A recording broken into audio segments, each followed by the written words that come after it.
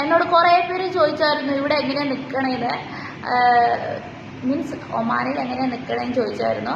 ഞാൻ ഇവിടെ നേഴ്സായിട്ട് ജോലി ചെയ്യുന്നു.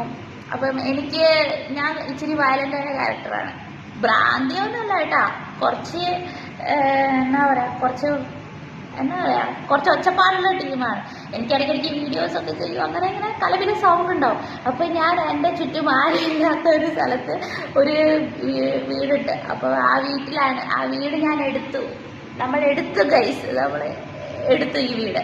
അപ്പം ഈ വീട്ടിലാണ് ഞാൻ നിൽക്കുന്നത്. ഈ വീടൊക്കെ കാണണമെന്ന് ആഗ്രഹമുണ്ടെങ്കിൽ നിങ്ങൾ കമൻറ്റ് ചെയ്യുക, ആ വീഡിയോ ചെയ്യും.